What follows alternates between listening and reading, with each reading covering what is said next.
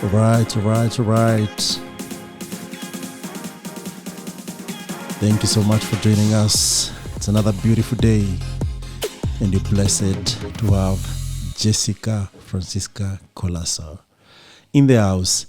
Last time we talked about amazing stuff, the life journey of Jessica, and today she joins us again to go on that journey on exploring how and when and what and why women should be involved in tech now than ever before. Jessica, welcome. Thanks, Mike. How are you today? I'm good. Yeah? Yeah. Yeah, nice to see you. You look good. I do? Yeah. Karibu sana. Asante. And Jessica, actually your life is fascinating up to this point in time. And one of the things that actually amazes me is how versatile, how resilient you are. Given all the life brings to you, you've always emerged very resilient, if I may say that.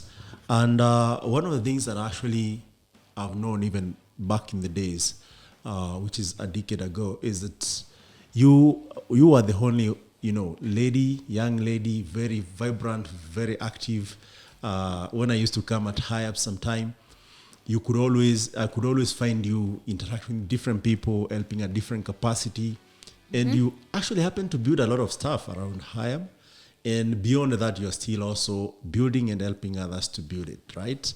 I would like you at least to talk a bit of things that you started at iHub and how they metamorphosized to what you are right now, and what even actually encourages you to help others build their tech stuff and their tech ecosystem as through your company. Right. Thanks, Michael. It's interesting that you observed that while you were there. There were just so many people coming through the iHub in the last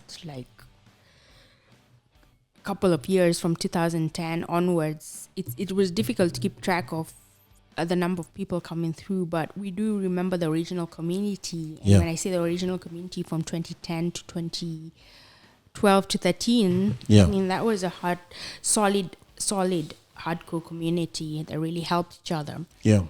What keeps me going and what gives me the drive to actually be resilient and keep on helping people? Well, I think it comes also from my upbringing, especially, again, I'll mention my mom, Mildred Colaço.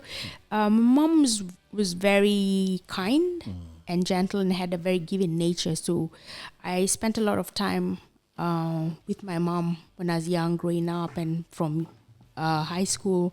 My holidays would be with her at her business, and I think just being around somebody who's so warm-hearted and gentle and always vibrant and talking to people, I think that innately gets to you, right?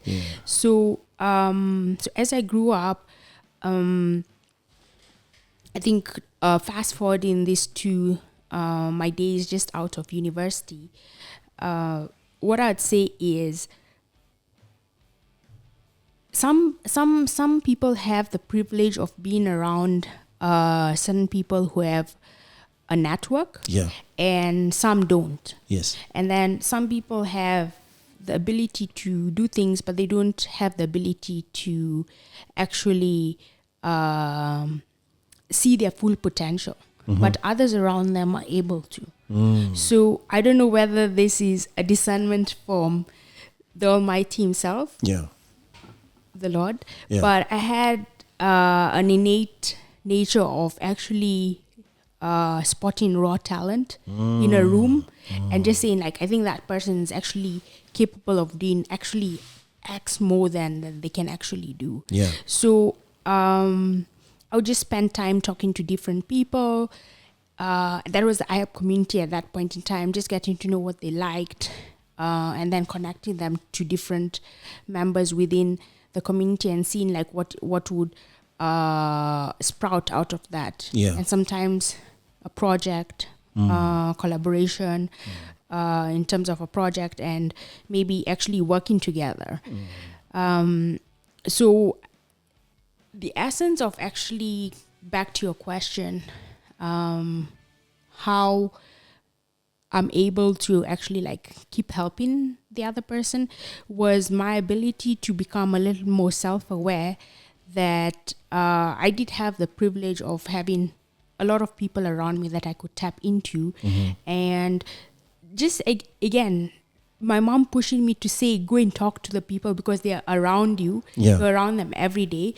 I wouldn't be playing guitar today if it wasn't for my mom. She actually took me to the parish priest of Don Bosco and said, look, she wants to join the choir. And I was this shy person. I was like, I'm not coming. I used to play guitar in the car, in the church. And she's like, let's go. So that gave me the confidence, right? So I think you need somebody like my mom to help give you that confidence boost and say that you can actually just have a conversation with someone. So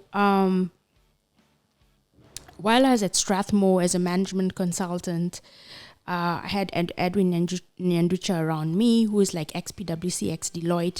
He taught me a lot of the ropes of how the management consultancy world functions. And then you had Dr. Sevilla, who wanted me to lecture, right? And pushing me to do a master's. And I was like, wow, these people are really like after my welfare. You know, you don't have people doing that for you. Not all the time. So I was like, wow, I have this privilege of people actually pushing me because they can see the potential in me. And I was like, I need to pay it forward. And I used to mentor a lot of students at Strathmore. And to date, those students have actually become people I have learned from or people I'm actually working with right now. So you never know where these collaborations and paying it forward and just taking time to talk to people can take you. I think humility and being nimble goes a long way. Even though you've kind of like started the first tech hub in Kenya and you've started multiple startups and you've had this network and you have been a TED fellow, I think you never forget where you come from. For sure. Your roots, the origin, how you started, the people who actually helped you get there. Obviously, it's the hard work and all that you put in, but just don't forget from where you came from. And a person I like to mention that gives me a lot of inspiration on this is Ambassador Professor Bitange Nemo. He's got a lot of humility and nimbleness in him. You mentioned a couple of things that actually I would like us to focus a little bit to get the perspective. I've not seen one person who has really achieved beyond themselves who is not spiritually connected. You mentioned a couple of things from the religion, from your mother, from things that actually are internal and then they're seen externally. So how spiritual are you, Jessica?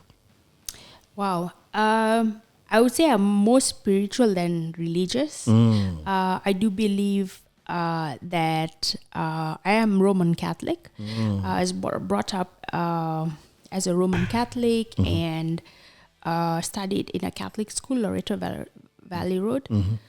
And I would say it's faith. It's really faith. I think we kind of like protected.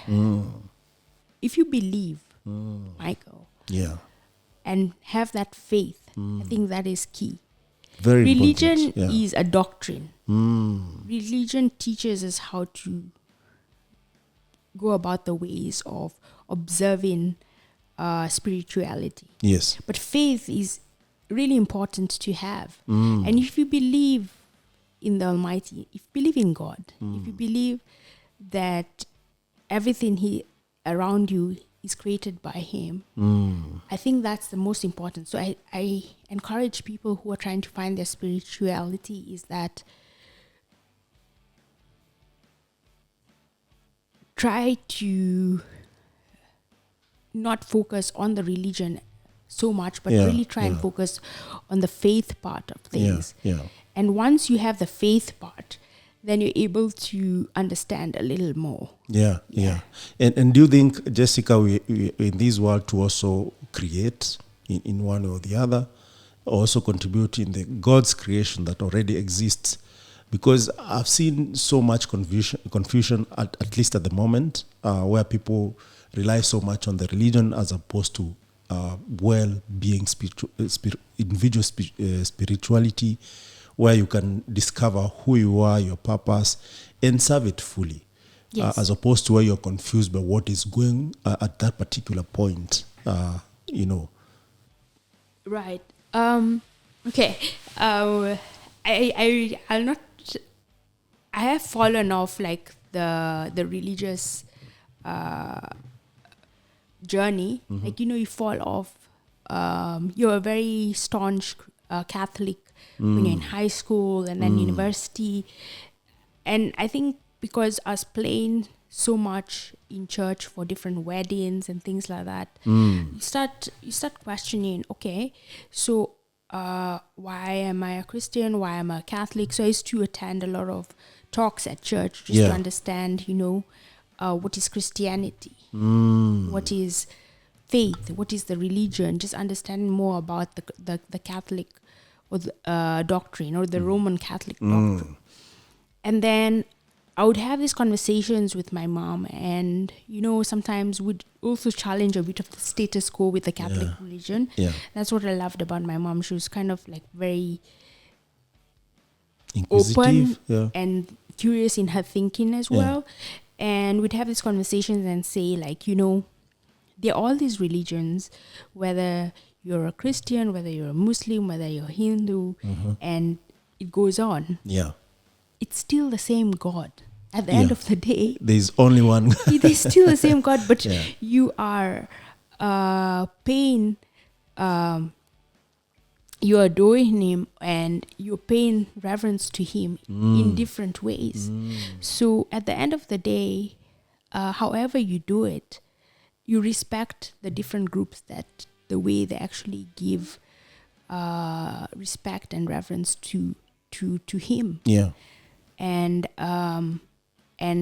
I think those who actually are not religious or not faithful or not spiritual, like they're atheists or anything, I mean, you need to respect people's views. Sure. You can't really try and sway them the other way. I think you need to respect people's views. But I think for me, at the end of the day, there's one God, and people pay homage to Him in different ways, and that's what I respect.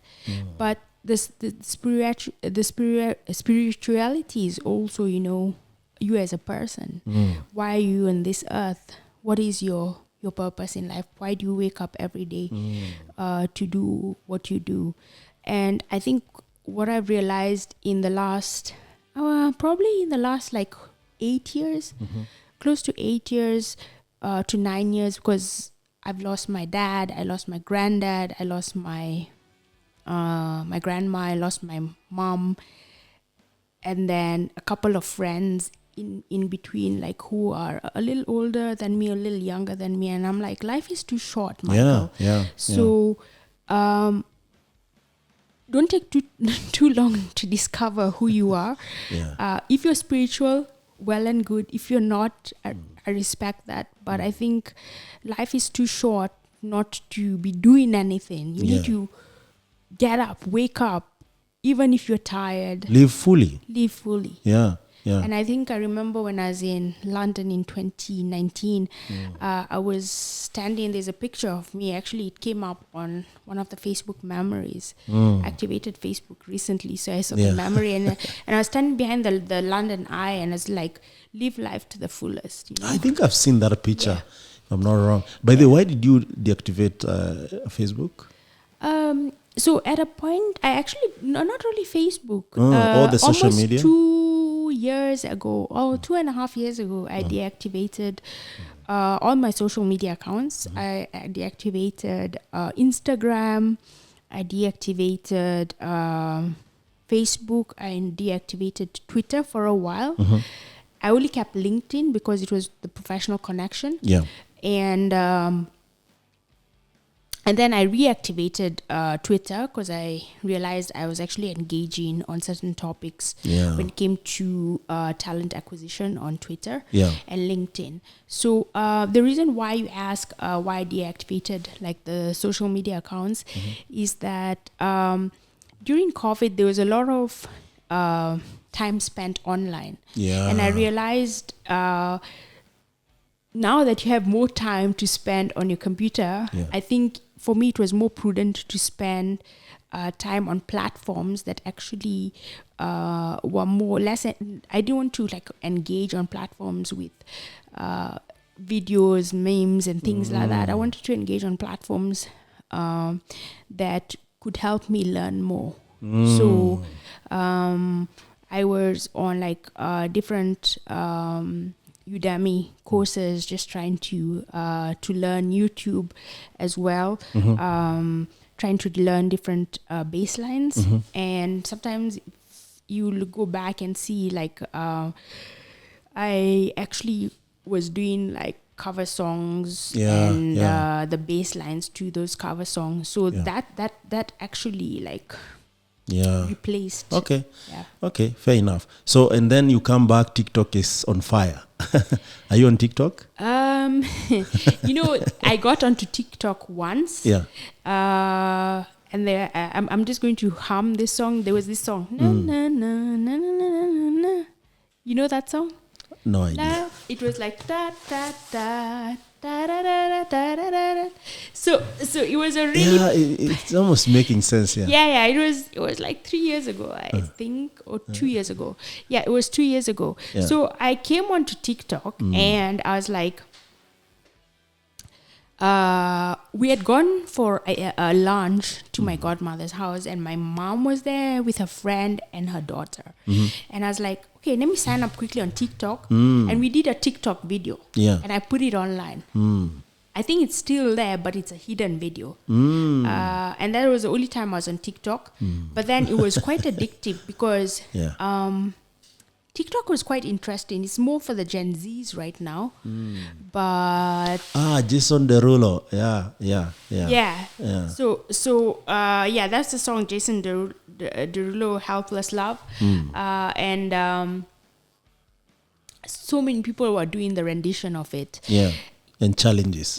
So I was like, I wanted my mom, my godmother, and her friends to have fun. So there were two of us like who were like the youngest. Her daughter is like about like probably a teenager. And so we were dancing and it was really funny. So that's the closest I came to TikTok and engaging, but wouldn't believe right now. I deactivated my TikTok, I think, a week later. But my team at Metamorphosis has encouraged me to get back onto TikTok. Just to give you an idea how TikTok has grown. So a musician or artist have started like creating songs for TikTok. So they will not do the official video first. They will do like a challenge and then throw it to guys. Once guys are familiar with it, then they can, produce the video later on. And then also from the video challenge, it has also grown to where even companies share the knowledge. So, and I think before it was like 30 seconds video. I'm not sure if it's that second. Less than a minute. And now it's 3 minutes. So you can imagine you can do a whole like an overview of a product or an overview of a solution or service that you offer. So I think it has matured, having gotten 1 billion users. Actually, I have my 2 cents on that because I think Instagram to some extent and TikTok are rivaling to some extent when it comes to reels, video reels. If you actually following the right people on Instagram, you can get really good content in terms of consumption, in terms of learning music or learning about Web3 or any other topic that you're interested in, because TikTok Instagram picks this up. It's Facebook algorithms running. YouTube is also doing the same in the background. Now, yes, YouTube is also doing the same. But you see, YouTube is heavy in consumption when it comes to like data. So you're better off actually using shorter videos with if you're going technical, lossless, kind of compression, where it's not too much on the bandwidth. Yes. So I think there's lossless and lossy, if I remember from my networking in those days.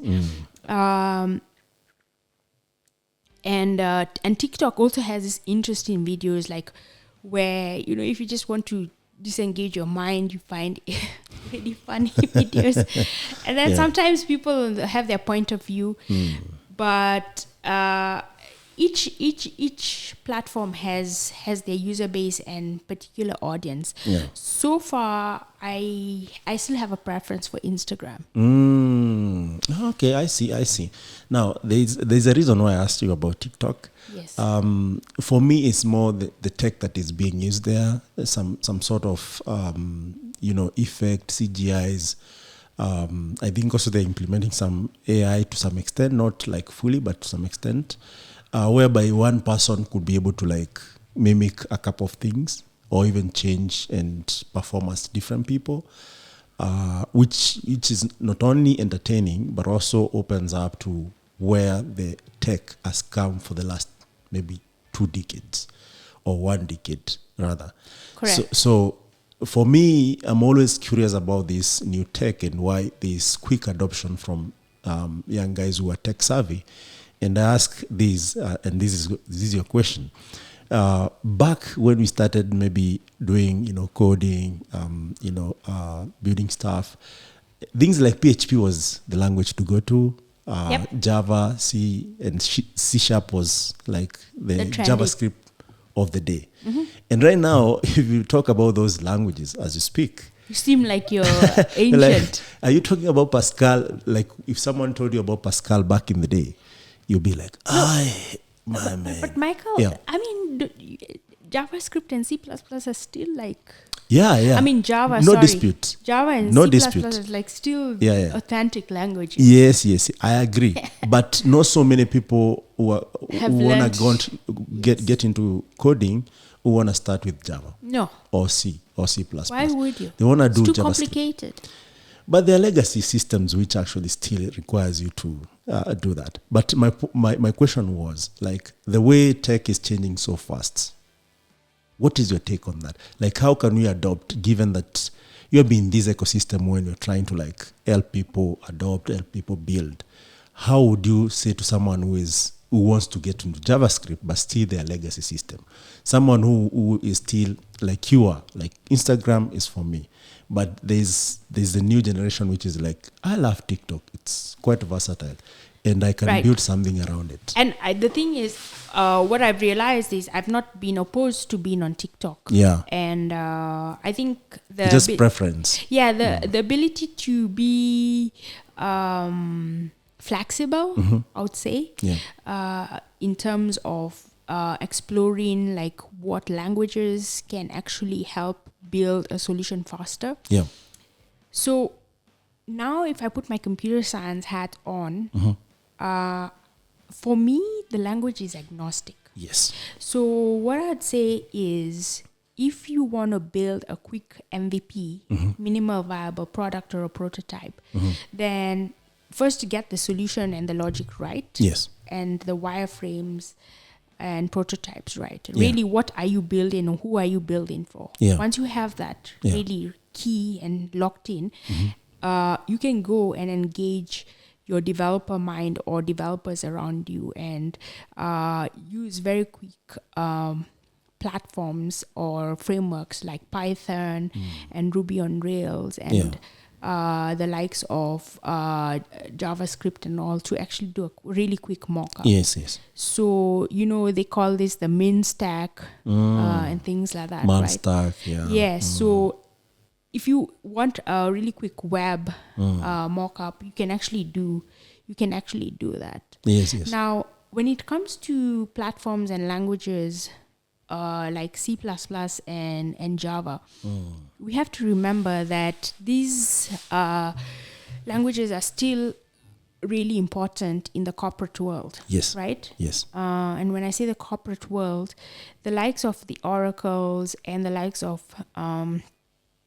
the IBMs and those who do middleware integration software are not using JavaScript, Michael. For sure. They are using C++. They're using C#. JavaScript. Java, yeah. No, right? Java. Yeah? Yeah. I mean, it's Java, sorry. Yeah. They're actually using Java. And you actually have trainings that are actually going on in the corporate world for these, like where you actually get certified to do like an integration on Enterprise Edition for Java with Oracle and other banking software like Sybase and all. Yes. So you have to know which world you're playing in. Yes. So are you playing in the corporate world? Are you playing in the startup world? Are you playing in the design world? So you have to know the context and know what skill sets and competencies that you do need. And align yourself. Yes. The work that you're doing and backtracking and saying these are the skills and competencies and the hard skills and soft skills that you need, I think need to be evaluated. Yes. Because you can't just jump in and be like, okay. I mean, if you really want to whip up something really quickly, you and I could just use an SQL database and PHP and then get it up and running. Yes. It could be like overnight. Yes. And to date, we do know some of these e-commerce websites are still running on PHP. Yes, and there are a lot of templates actually even to do some of these things. Exactly, you can do that. But then the security aspect of it. The scaling. There's a lot of like SQL injection going on, a lot of hacking going on those type of platforms. So you wonder about when you're building an e-commerce platform that has thousands to millions of users, you also need to think about the tech that you're using. It needs to be solid. So you actually eventually have to port your tech onto another platform that's a little more secure. So you can build with tools and languages for a point in time until it scales. But I also have seen like companies out there using very... they use languages and frameworks that are not even like mature like right now in this country.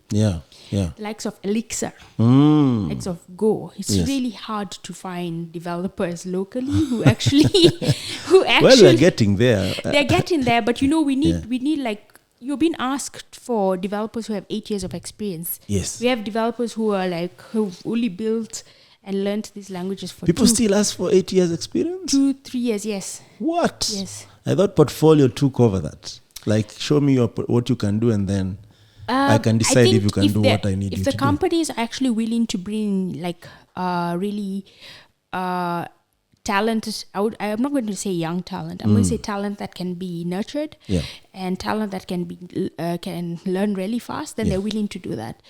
But I've seen companies struggle with just having like Elixir developer out there, Go developer, Flutter developer, and they're like, they struggle. iOS developers also are a big challenge to actually find locally. Given also iOS change from Objective-C to Swift. Yeah, Objective-C to Swift. And that also is not an easy learning curve. However, I would say that the good thing with iOS is that they bring these Xcode that has all these libraries. It's a big file, but it helps a lot in like getting things when you need them, as opposed to what is happening right now.